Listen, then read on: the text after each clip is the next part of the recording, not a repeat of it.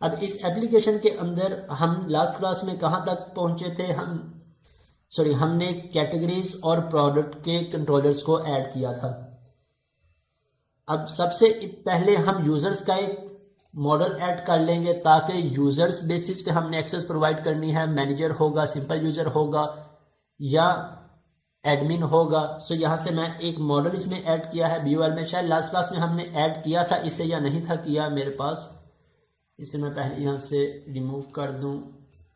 Last class में हमने category और प्रोडक्ट का मॉडल ऐड किया था और इसके कंट्रोलर्स पर वर्किंग की थी। अब सबसे पहले मैं मॉडल्स में आके एक यूज़र्स का मॉडल ऐड कर लेता हूँ, क्लास, और इसे हम सिंपल यूज़र्स का नेम दे लें, हम अपनी एप्लीकेशन यूज़र का नेम दे लें। मैं इसे नेम दे देता हूँ लेट्स से ऐप यूज़र्स। अब इस ऐप यूज़र में इस टेबल में मुझे जोन से भी कॉलम्स चाहिए होंगे, मैं वो सभी कॉलम्स ऐड कर लूँगा। लेट्स से मैं यहाँ पे ऐड कर लेता हूँ यूज़र ID,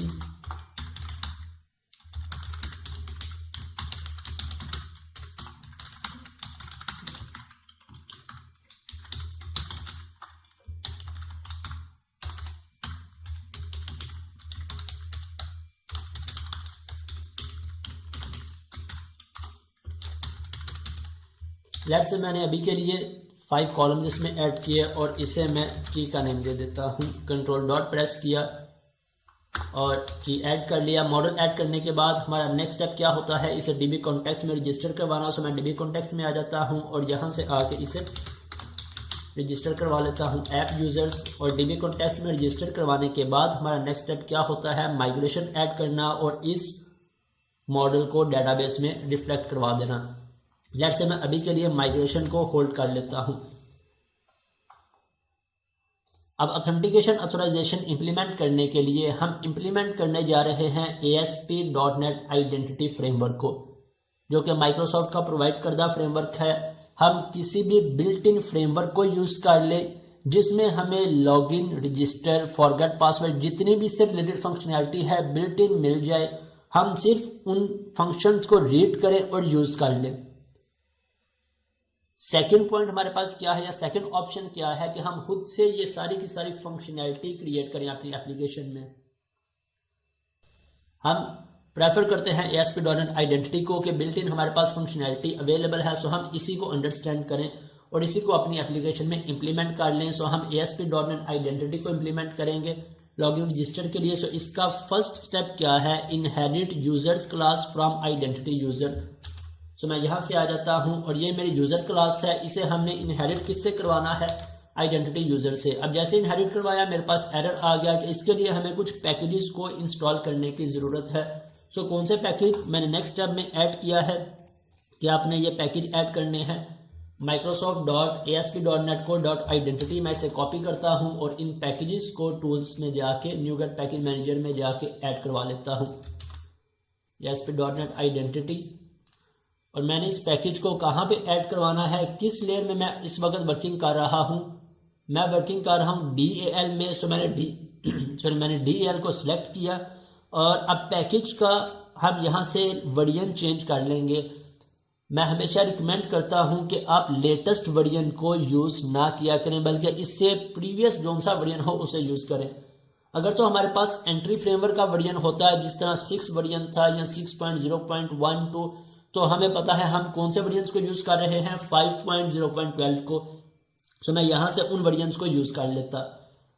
लेकिन अब आइडेंटिटी वर्जन, सो लेटेस्ट वर्जन को छोड़ के इससे पहले जो सा वर्जन है इसे सिलेक्ट किया और इसे मैं इंस्टॉल कर लेता हूँ। अब ये बात याद रखिएगा, आइडेंटिटी से रिलेटेड जो सा वर्जन हम सिलेक्ट करेंगे, बाकी आइडेंटिटी के जितने भी पैकेजेस होंगे सभी पैकेजेस में वर्जन बिल्कुल सेम होना चाहिए। इसके बाद नेक्स्ट कौन सा पैकेज हमने इंस्टॉल करना है, इस पैकेज को मैंने सिलेक्ट किया और यहाँ से आके इस पैकेज को सर्च कर लेते हैं। और अब मेरे पास एंट्री फ्रेमवर्क का वर्जन है 6 को हम यूज़ नहीं कर रहे, हम यूज़ कर रहे हैं 5.0.12 को। सिलेक्ट किया और इसे भी इंस्टॉल कर देता हूँ मैं। ओके, मेरे पास ये भी इंस्टॉल हो गया। अब यहाँ से जाके कंट्रोल डॉट प्रेस करूँगा मैं, मेरे पास इंटेलिजेंस ऑप्शंस आ जाएंगे। इसे रिमूव करके एक दफ़ा अपनी एप्लीकेशन को रीबिल्ड कर लेता हूँ कंट्रोल शिफ्ट बी प्रेस करके, ताकि अगर कोई एरर हो तो मुझे एरर डिस्प्ले हो जाए। ओके, आइडेंटिटी यूज़र, और मेरे ख्याल से हमने ऐड करना था BOL में और मैंने ऐड कर दिया है DAL में। सो मैं यहाँ से वापस आ जाता हूँ, या मैं DAL में आके इसे इनहेरिट करवा लेता हूँ। Inherit DB context class from identity DB context. So मैं इसे कॉपी करता हूँ और यहाँ पे आके इसे पेस्ट कर देता हूँ।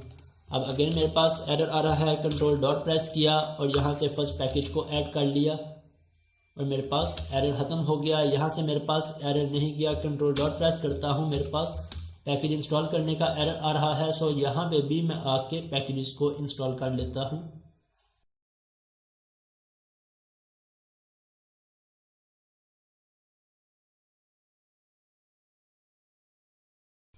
ओके, मेरे पास पैकेज ऐड हो गया। इसके साथ ही मैं यहाँ से कंट्रोल डॉट प्रेस करके इसे ऐड करवा लेता हूँ। अब आइडेंटिटी यूज़र से हमने इसे इनहेरिट क्यों करवाया है?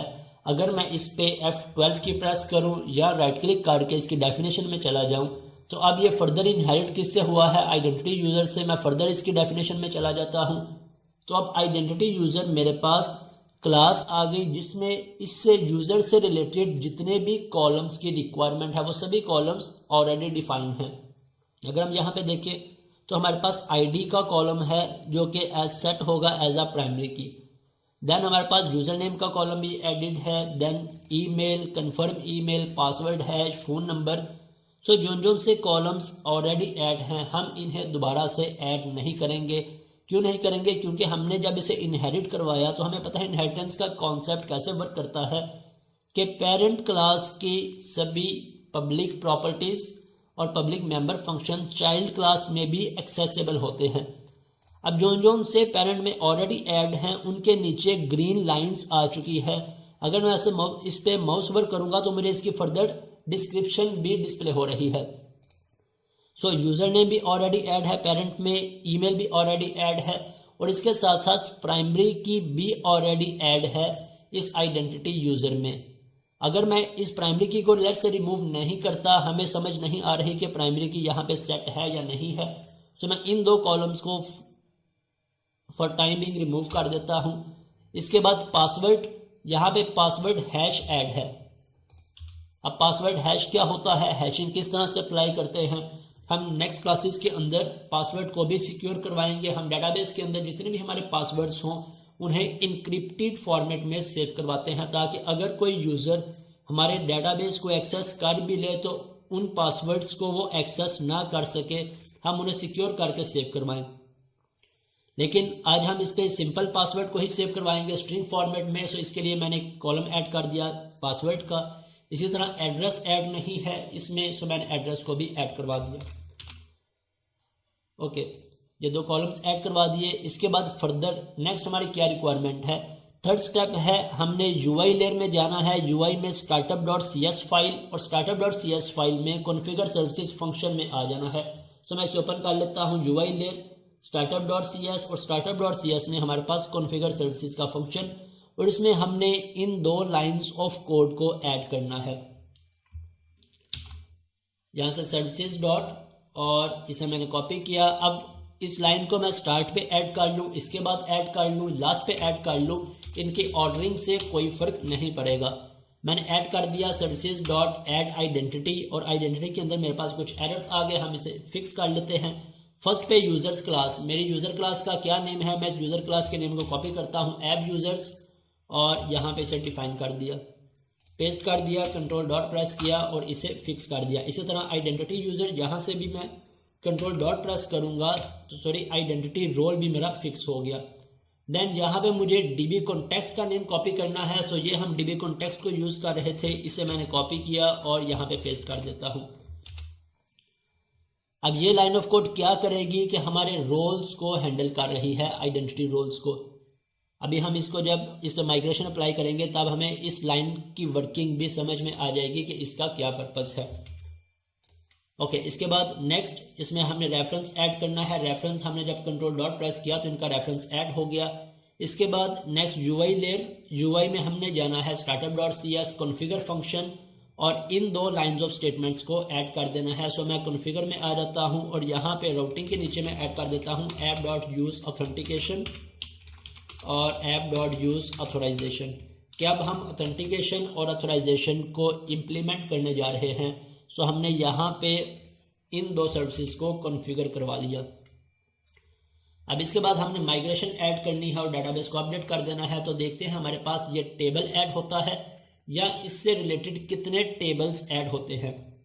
अब मैं माइग्रेशन में आ जाता हूँ, पैकेज मैनेजर कंसोल, और यहाँ पे मैं कमांड ऐड कर देता हूँ add migration edit user model और एंटर प्रेस किया। अगर कोई एरर होगा तो हम उसे समझ के फिक्स कर लेंगे, अदरवाइज अपडेट माइग्रेट कर देंगे। ओके, मेरे पास एरर आ गया, the derived type app users can not have the key attribute on property user ID since the primary keys में only be declared on the root type. हमारे पास error क्या आया है कि प्राइमरी की सिर्फ रूट में ही डिफाइन है या डिफाइन हो सकती है, हम यहाँ पे प्राइमरी की डिफाइन नहीं कर सकते। सो मैं यहाँ से इस प्राइमरी की को रिमूव ही कर देता हूँ, कंट्रोल एस करके इसे एक दफ़ा रीबिल्ड कर लिया और अब दोबारा से इस पर माइग्रेशन अप्लाई करता हूँ मैं। अब मेरे पास अगेन एरर आ गया, your target project does not match your migration assembly. So इसके हमारे पास दो ऑप्शंस हैं, दो स्टेप्स मैंने आपको बताए थे। एक हम DL को सेट एज स्टार्टअप प्रोजेक्ट कर लेंगे और इसके बाद यहाँ से आके हम DL को डिफॉल्ट प्रोजेक्ट सेट कर देंगे। अब हमारे पास सिर्फ टारगेट प्रोजेक्ट का एरर आ रहा है, सेट एज स्टार्टअप प्रोजेक्ट का एरर नहीं आ रहा। सो हम सिर्फ इस टारगेट प्रोजेक्ट को या डिफॉल्ट प्रोजेक्ट को ही चेंज करके देख लेते हैं। अगर इससे हमारा मसला हल हो जाता है वेल एंड गुड, अदरवाइज हम इस लेयर को सेट एज स्टार्टअप प्रोजेक्ट कर लेंगे, तब हमारी माइग्रेशन अप्लाई हो जाएगी। तो यहाँ से मैं इसे अप्लाई करके देखता हूँ। ओके, मेरी माइग्रेशन ऐड हो गई। अब मैं इसे अपडेट डेटाबेस कर देता हूँ तो मेरी ये माइग्रेशन डेटाबेस में रिफ्लेक्ट हो जाएगी। ओके, मेरी माइग्रेशन डेटाबेस में रिफ्लेक्ट हो गई। अब मैं डेटाबेस में आके देखता हूँ कि इसके अकॉर्डिंग हमारे कौन कौन से टेबल्स ऐड हुए हैं। हमारे पास क्या नेम है हमारी डेटाबेस कनेक्शन स्ट्रीम का, मल्टी टायर आर्किटेक्चर। सो मैं यहाँ से सर्च कर लेता हूँ मल्टी टायर आर्किटेक्चर, रिफ्रेश किया डेटाबेसिस को और ये मेरे पास डेटाबेस टेबल्स, और अब मेरे पास एक मेरा कैटेगरीज का टेबल था, सेकंड प्रोडक्ट्स, और बाकी के काफ़ी सारे टेबल्स ऑटोमेटिकली ऐड हो गए। ये सभी टेबल्स कैसे ऐड हुए हैं? हमने तो इतने सारे टेबल्स ऐड नहीं किए, हमने सिर्फ एक क्लास को ऐड किया है ऐप यूजर्स। जब भी हम आइडेंटिटी फ्रेमवर्क के साथ वर्किंग कर रहे हों तो आइडेंटिटी फ्रेमवर्क ये सभी टेबल्स ऑटोमेटिकली ऐड कर देता है। कौन कौन सा टेबल? एक रोल्स का role claims, users user claims, then user logins. ये सभी टेबल्स बैकएंड पे आइडेंटिटी की तरफ से ऐड होते हैं, आइडेंटिटी फ्रेमवर्क इन्हें यूज कर रहा होता है। हमारे काम के इनमें सिर्फ 2 से 3 टेबल्स हैं जिन्हें हमें समझना है। First of all ASP.NET roles, हमारे जितने भी रोल्स होंगे हम इस टेबल में ऐड करेंगे। इसके बाद सेकंड मैं यहां से आ जाता हूं, select static from ASP.NET users. हमारे जितने भी यूजर्स होंगे इस टेबल में ऐड होंगे। ये रिकॉर्ड हमारा ऐड नहीं हुआ, मैंने ऑलरेडी इस पर वर्किंग कर रहा था तो ये डिफॉल्ट रिकॉर्ड ऐड है। अभी मैं इसे रिमूव करके दोबारा से ऐड करता हूं, फिर मैं आपको दोबारा से चेक करवाता हूं इसे। और थर्ड हमारे काम का टेबल कौन सा है? ASP.NET यूजर रोल्स, जो कि इन दोनों टेबल्स का मैपिंग टेबल होगा। एक रोल्स का टेबल जिसमें हमारे सभी के सभी रोल्स डिफाइन होंगे, एडमिन रोल है, यूजर है, मैनेजर जोन सा भी रोल होगा। सेकंड यूजर्स, अब कौन कौन सा यूजर है? मैनेजर यूजर है, अली यूजर है, अहमद यूजर है। जितने भी यूजर्स होंगे वो सभी यूजर्स इस टेबल में ऐड होंगे। और फिर ये इन दोनों की मैपिंग कि किस यूजर को कौन सा रोल असाइन है, मैनेजर को कौन सा रोल असाइन है, अली को कौन सा रोल असाइन है, ये सब इस टेबल में डिफाइन होगा। User ID as a foreign key और role ID as a foreign key. Right, मैं यहां से इस डेटाबेस को डिलीट करता हूं ताकि स्क्रैच से हम देख सकें। और यहाँ से भी आके माइग्रेशन हिस्ट्री को रिमूव कर देता हूँ। अब मैं दोबारा से इस पर माइग्रेशन एक अप्लाई करता हूँ ताकि सभी की सभी फाइल्स दोबारा से क्रिएट हो सकें और इनमें कोई भी रिकॉर्ड ना हो। हम स्क्रैच से इस रिकॉर्ड को इंसर्ट करें और अपडेट डेटाबेस। ओके, मेरे पास माइग्रेशन ऐड हो गई। इसे मैं एक दफ़ा रिफ्रेश कर लेता हूँ। मेरे पास मल्टी टायर